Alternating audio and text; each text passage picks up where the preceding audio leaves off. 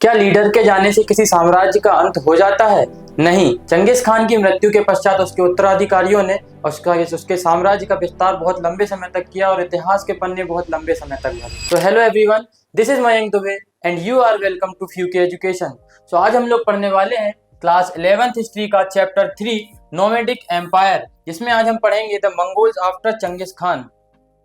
तो जैसे कि हमने हमारे पिछले लेक्चर्स में देखा कि कैसे एक घुमक्कड़ लोग जो नोमैडिक हैं बन जा रहे हैं, एक जगह से दूसरी जगह घूम रहे हैं और यहाँ से मंगोलिया वाले क्षेत्र में, यहाँ स्टेपी वाले रीजन से ये लोग शुरुआत करते हैं और धीरे धीरे कैसे इतना बड़ा साम्राज्य बना लेते हैं, मंगोल एम्पायर की स्थापना करते हैं। एक छोटा सा बच्चा जिसका नाम तेमुजिन रहता है और अपने एम्बिशंस के चलते, अपने गोल के चलते अपने धीरे धीरे क्या करता है, एक साम्राज्य की स्थापना करता है और सभी के सभी जितने भी नोमैडिक लोग होते हैं, जितनी भी नोमैडिक ट्राइब्स थी वहाँ के क्षेत्रों में अलग अलग प्रकार से, उन सभी नोमैडिक ट्राइब्स को यूनिफाइड करता है। उनको यूनिफाइड करने के बाद अपनी एक बहुत बड़ी स्ट्रॉन्ग आर्मी बनाता है और उसी आर्मी से क्या करता है, अपने आसपास के सभी क्षेत्रों को अपने कंट्रोल में लेकर आता है और कंट्रोल में आने के बाद इतने बड़े मंगोल एम्पायर की क्या करता है, स्थापना करता है। तो हमने देखा हमारे पिछले लेक्चर्स में कैसे चंगेज खान, जिसका नाम होता है, क्या नाम होता है, चंगेज खान सभी इतने बड़े क्षेत्र पर कंट्रोल करके रखता है, मंगोल एम्पायर की क्या करता है, स्थापना करता है।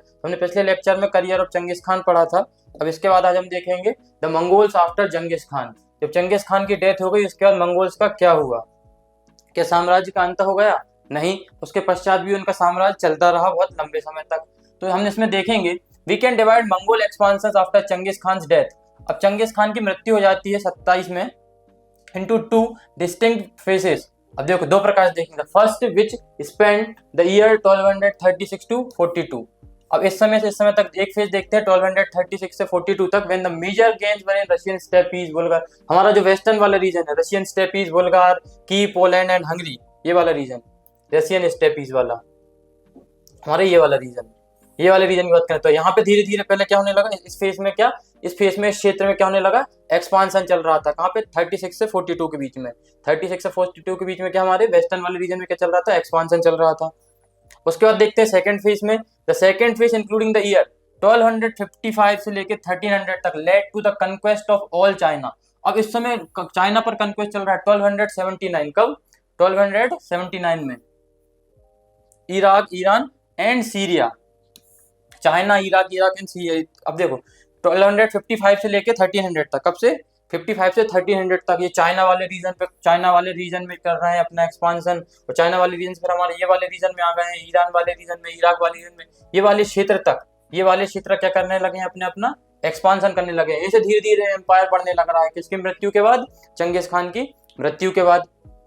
The Mongol military forces met with few reversal. अब देखो क्या देखने को मिलता है कि एम्पायर बिल्कुल एक्सपांड कर रहा है चंगेज खान की मृत्यु के पश्चात, परंतु कुछ समय पर क्या देखने को मिलता है, कुछ रिवर्सल देखने को मिलते हैं, कुछ विरोध करने वाले भी देखने को मिलते हैं, जहाँ पे कहीं ना कहीं मंगोल की आर्मी भी हार जाती है। बट फिर भी हम देखते हैं कि 1203 तक तो जो था एम्पायर अच्छी तरह से प्रॉस्पेरस था, स्टेबल था, चल रहा था, धीरे धीरे ग्रोथ कर रहा था, बट कुछ समय तक वहाँ पे रिवर्सल देखने को मिलते हैं। जैसे कि हम देखें कि 1260 के बाद क्या देखने को मिलता है, original impetus of the campaign could not be sustained in west. अब वेस्ट के क्षेत्र पर उतना इनका कंट्रोल नहीं रहा। किसका? मंगोल्स का कंट्रोल हमारे कहां पर नहीं रहा, वेस्ट के क्षेत्र तक, ये वाले रीजन पे। धीरे धीरे 1260 आते आते क्या होने लगा, ये वाले क्षेत्र पर क्या होने लगा, इनका कंट्रोल हटने लगा, ये वाले क्षेत्र से इनका क्या होने लगा, कंट्रोल जाने लगा। अब वेस्टर्न रीजन इनके कंट्रोल में नहीं रहा, ये वाला रीजन कौन सा, ये वेस्ट वाला रीजन अब इनके कंट्रोल में नहीं रहा मंगोल्स के में। कब? 1260 आते आते। अब क्यों नहीं रहा, क्या रीजन हो सकते हैं, देखते हैं। ऑल्दो वियना, देखो वियना वाले रीजन को भी कैप्चर करके रखा था, वियना ऑस्ट्रिया, वियना वाला रीजन, वेस्टर्न यूरोप वाला region, as well as Egypt वाला रीजन भी कहीं ना कहीं कंट्रोल में ही था, बस इन्होंने इस क्षेत्र को कंट्रोल में ही रखा था। परंतु क्या होता है, धीरे धीरे उनको रिट्रीट करना पड़ता है हंगेरियन स्टेपीज से, जो हंगरी वाला रीजन है वहां से उनको रिट्रीट करना पड़ता है, और वो क्या करते हैं, इजिप्शियन आर्मी के द्वारा, इजिप्शियन फोर्सेस के द्वारा हार जाते हैं, और इसी से शुरुआत होती है नए पॉलिटिकल ट्रेंड्स की। अब किस वजह से इनको रिट्रीट करना पड़ रहा है वापस, हंगेरियन स्टेपी वाले क्षेत्र में है, ये कंट्रोल करके रखे हैं इजिप्ट वाले रीजन पे, पर फिर कुछ समय जब इनको रिट्रीट करना पड़ता है तो ये क्या करते हैं, मंगोल की आर्मी हार जाती है, इजिप्शियन आर्मी इनको हरा देती है, भले ही इनने वियना वाले रीजन पे कंट्रोल करा है, वेस्टर्न वाले रीजन पे कंट्रोल करा है इजिप्ट पे, पर इनको क्यों वापस आर्मी को बुलाया गया? क्योंकि कुछ ना कुछ इनके में पारिवारिक मतभेद चल रहे हों या कोई भी दूसरा कारण हो, कुछ ना कुछ पॉलिटिकल डिस्टर्बेंस वहां पे आ रहा है। तो इसी से शुरुआत होती है हमारे पॉलिटिकल ट्रेंड्स की, नए पॉलिटिकल ट्रेंड्स की, कि किस वजह से अब धीरे धीरे समस्या उत्पन्न होने लगी हमारे मंगोल एम्पायर में। तो उसके हमको दो पहलू देखने को मिलते हैं। क्या क्या देखने को मिलते हैं हमको? दो पहलू कौन कौन से? सबसे पहला क्या देखने को मिलता है? The first was the consequences of the internal politics of the succession with in the Mongol family. अब जो मंगोल साम्राज्य के जो होते हैं, उनकी फैमिली है, जो उनकी लीनिएज है, उसमें जो अलग अलग उनके पुत्र होते हैं, उनके सन आते हैं, इन लोगों में क्या कन्फ्लिक्ट होने लगता है। Conflict where the descendants of the Jochi and Ogodai. अब देखो, जोची और ओगोडाई, इन लोगों में तो हम सबसे पहले इसमें देखते हैं कि जब चंगेज खान की मृत्यु हो जाती है, तो चंगेज खान की मृत्यु पश्चात कुछ जो ऐसे क्षेत्र हैं, कुछ क्षेत्र क्या है जो हमारे मंगोल एम्पायर के अलग अलग प्रकार से इनको डिवाइड कर दिया जाता है। जो हमारा रशियन प्रिंसिपलिटीज वाला रीजन है, ये आ जाता है हमारे किसके कंट्रोल में? जोचीज के रीजन में। चंगेज खान के कितने 4 पुत्र होते हैं, उन लोगों में क्या कर दिया जाता है? इस एम्पायर को डिवाइड कर दिया जाता है। ये वाला रीजन जोची के पास आ जाता है। ये हमारा मंगोलिया वाला रीजन किसके पास जाता है? तौलियू के पास आ जाता है। किसके पास आ जाता है? तौलियू के पास। ये रीजन तौलियू के पास, ये वाला जोची के पास। ये हमारा चाइना वाला रीजन आ जाएगा हमारा ओगोडाई के पास। चाइना वाला रीजन हमारे ओगोडाई के पास आ जाता है। ये वाला जोची के पास। मंगोलिया वाला रीजन जो है तौलियू के पास आ जाता है। और ये वाला रीजन हमारा देखने को मिलता है किसके पास? चगताई के पास। किसके पास? चगताई के पास। ये हमारे 4 सन होते हैं किसके? चंगेज खान के। इस प्रकार से एम्पायर को डिवाइड कर दिया जाता है।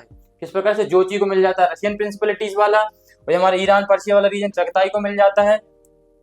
तौलियू को मंगोलिया काराकोरम वाला रीजन मिल जाता है, और जो चाइना वाला रीजन है हमारा ओगोडाई को मिल जाता है नीचे वाला। इस प्रकार से एम्पायर का क्या हो जाता है? डिवीजन हो जाता है। अब क्या देखने को मिलता है हमको? सबसे पहले तो हमें क्या देखने को मिलते हैं कि क्यों इनको डिफीट हो मिली वहां पे, क्यों वेस्टर्न से इनका कंट्रोल धीरे धीरे हटने लगा। उसका रीजन ये था कि मंगोल फैमिली में इंटरनल कन्फ्लिक्ट धीरे धीरे इमर्ज होने लगे। किस प्रकार से? जैसे कि उनके जो सन होते हैं कौन? जोची और ओगोडाई, ये दोनों अलायंस बना लेते हैं, alliance to control the office of the great Khan in first 2 generation. अब देखो क्या देखने को मिलता है? जोची और ओगोडाई, कौन? हमारे जोची और ओगोडाई। ये हमारा जोची और ओगोडाई, ये दोनों मिलकर क्या बना लेते हैं? इन दोनों में अलायंस बना लेते हैं कि भाई हम लोग क्या कर लेते हैं? अलायंस बना लेते हैं। जोची और ओगोडाई ये अलायंस बना लेते हैं और बोलते हैं कि हम लोग क्या करेंगे? ग्रेट खान की जो ऑफिस है उसको कंट्रोल हम करेंगे। अब इस पद पर कौन बैठेगा? इस सिंहासन पर कौन बैठेगा? इस गद्दी पर कौन बैठेगा? अब बैठेंगे जोची और ओगोडाई बैठेंगे, क्योंकि हम कौन है? चंगेज खान के वंशज हैं। अब these interest were more important in the pursuit of campaign. अब देखो ये सारी चीजें क्या इनके लिए, ये मतलब कैंपेन करने से, यूरोप में कैंपेन करने से महत्वपूर्ण बात यही थी ना कि भाई अब साम्राज्य कंट्रोल कौन करेगा, मंगोल एम्पायर को चलाएगा कौन, ये ज्यादा इंपॉर्टेंट था। इसलिए उन्होंने धीरे धीरे कैंपेन, यूरोप के कैंपेन पे धीरे धीरे इनका ध्यान हटने लगा। अब कैंपेन नहीं कर रहा है, साम्राज्य का विस्तार करने पर इनका ध्यान नहीं रहा। ध्यान नहीं रहा तो क्या होता है? और एक और रीजन क्या देखने को मिलता है? सेकंड क्या रीजन देखने को मिलता है? The compulsion occurred at the Jochi and Ogodai lineages were marginalized by the Toluyid branch of the Genghis Khan descendants। अब हमारा जो तौलियू रहता है कौन? हमारा कौन? तौलियू। हमारा जो तौलियू आता है वो इन दोनों को हटा देता है, ओगोडाई को और जोची को, दोनों को हटा देता है, और ये बन जाता है यहाँ पे कौन? विनर। कौन बन जाता है हमारा विनर? तौलियू बन जाता है। तौलियू कौन हमारा? जीत जाता है। तौलियू जीत जाता है दोनों को हरा के। क्या देखने को मिलता है? जोची and Ogodai lineages were marginalized by Toluyid branch of Genghis Khan, जिनको हरा देता है। with the accession of the Mongke, the descendants of Tolyu। अब देखो मोंके कौन है? हमारा तौलियू का डिसेंडेंट है, तौलियू का वो है वंशज। सो जंगिस खान यंगेस्ट सन। तौलियू कौन था? जंगिस खान का सबसे छोटा बेटा कौन है? जंगिस खान का तौलियू। और उसी का डिसेंडेंट कौन आता है? मोंके। ये क्या करता है? मिलिट्री कैंपेन करता है, pursued energetically in Iran during 1250। और देखो 1250 के समय क्या कर रहा है ये मोंके? क्या कर रहा है? मिलिट्री कैंपेन कर रहा है अपने वेस्टर्न वाले रीजन में। हाँ, ईरान वाले रीजन में, ये वाले रीजन में। तो ईरान को जीतने के लिए चल दी तौलियू, क्योंकि इन लोगों को हरा दिया, जोची ओगोडाई के दोनों को वहां से हटा दिया गया है। ईरान वाले रीजन में कौन हमारे रूल कर रहा है? अभी चगताई रूल कर रहा है। तो कहीं ना कहीं उस क्षेत्र को जीतने के लिए भी ये निकल जाते हैं हमारे कौन? Mongke. But as Toluid interest in a conquest of China, परंतु क्या देखने को मिलता है कि ईरान से ज्यादा इंटरेस्ट उसको चाइना को कन्क्योर करने में है।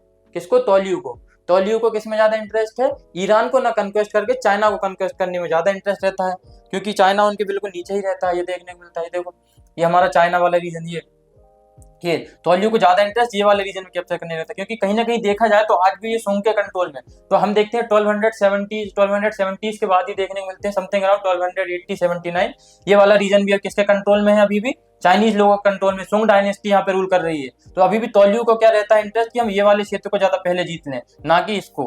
कहीं ना कहीं इसको क्षेत्र जीतने के लिए मोंके को भेजता है, परंतु उसका ज्यादा इंटरेस्ट कहाँ रहता है? चाइना को जीतने में, चाइनीज एम्पायर को जीतने में। तो चाइनीज एम्पायर को जीतने के लिए क्या करता है वो, अपने बेटे मोंके को भेजता है ना। Chinese increase in tolerance active forces and supplies were increasingly diverted into heartland of the Mongol dominion. अब धीरे धीरे फोर्स भेजता है और उस क्षेत्र को अपने अंदर क्या कर लेता है, मर्ज करने लगता है, समय के साथ साथ धीरे उस क्षेत्र को मर्ज करने की अपेक्षा रखता है। As a result the Mongol fielded a small understaffed force against Egyptian military. अब देखो इसका ज्यादातर इंटरेस्ट कहाँ है, चाइना को कंक्योर करने में है, तो वेस्टर्न एक्सपांशन पे उसका बिल्कुल ध्यान नहीं है, उसको चाइना जीतने में ज्यादा इंटरेस्ट, क्योंकि पास का क्षेत्र वही था उसके। तो इजिप्ट साइड जो उसकी मिलिट्री भेजता है वो बहुत कम अंडर स्टार्ड मिलिट्री भेजता है, कुछ अच्छे मतलब ज्यादा लोगों को नहीं भेजता है। इस वजह से क्या हो जाता है, हमने देखा इजिप्शियन हमारी मिलिट्री हार जाती है इजिप्ट से। इस पर हमको क्या देखने को मिला कि हमारी ये क्या होता है यहाँ पे, इजिप्ट से हम क्या कर देते हैं, हार जाते हैं। इजिप्ट मिलिट्री से हम क्या होते हैं, धीरे धीरे हार जाते हैं। Egyptian military forces signal emergency of new political, इनसे डिफीट हो जाता है हमारी इजिप्शियन मिलिट्री से। क्यों हो जाता है, क्योंकि भाई इसका तौलियों का ध्यान कहाँ था, तौलियों का ध्यान था हमारे किस पे, चाइना को जीतने में, इसलिए इजिप्ट की मिलिट्री से हम हार जाते हैं। तो ये रीजन होता है। तो आगे क्या देखने को मिलता है, their defeat and the increasing preoccupation with the China of the Toluid family mark the end of western expansion. अब देखो तौलियोट फैमिली का क्या, वेस्टर्न एक्सपांशन खत्म हो जाता है, क्योंकि भाई इनको तो बस चाइना जीतने में इंटरेस्ट था। तो इजिप्ट की मिलिट्री इनको हरा देती है, अंडर स्टार्ड मिलिट्री को भेजेंगे तो हारेगी, ऑब्वियस सी बात है ना। तो concurrently conflict between the Jochid and Toluid descendants along the Russian Iranian frontier diverted. अब देखो इन लोगों में भी चल रहा है, जोचिद में और तौलिद में भी, ओगोडाई को हटा दिया वेस्ट से, जोचिद को भी हरा दिया, लेकिन जोचिद भी कंप्लीटली नहीं आ रहे थे। तो जोचिद और तौलिद के बीच में अभी भी क्या हो रही है, लड़ाई चल रही है। कहाँ पर, हमारे रशियन ईरानियन फ्रंटियर पे। जिस वजह से क्या होता है कि जोचिद जो होते हैं वो भी अपने क्या यूरोपियन एक्सपांशन को कम कर देते हैं। जो अपने यूरोपियन कैंपेन चल रहा है जोची, क्योंकि जोची कहाँ पड़ता है, हमारे वेस्ट वाले रीजन में। जोची कहाँ पड़ता है, हमारे ये वाले वेस्ट रीजन में। तो ये भी कहीं ना कहीं यूरोप पे धीरे धीरे एक्सपांशन कर रहा है, मंगोल साम्राज्य को बढ़ा रहा है। लेकिन इसका क्या, इससे युद्ध हो जाए, इन दोनों बीच में क्या चल रहा है, कन्फ्लिक्ट चल रहा है। इन दोनों बीच में क्या चल रहा है, कन्फ्लिक्ट चल रहा है। किस किस के बीच में, हमारे जोचित और तौलियोत के बीच में। अब इन दोनों बीच में कन्फ्लिक्ट चल रहा है, इस वजह से क्या होता है कि ये भी यहाँ पे एक्सपांशन करना बंद कर देता है। और इस वजह से क्या देखने को मिलता है, धीरे धीरे हमारा मंगोल एम्पायर का क्या हो जाता है, धीरे धीरे एक्सपांशन कम हो जाता है, क्योंकि इन लोगों के बीच में इंटरनल कन्फ्लिक्ट हमें देखने को मिलते हैं। So the suspension of the Mongol expansion in the west, अब देखो, did not arrest their campaign in China, which was reunited under the Mongols।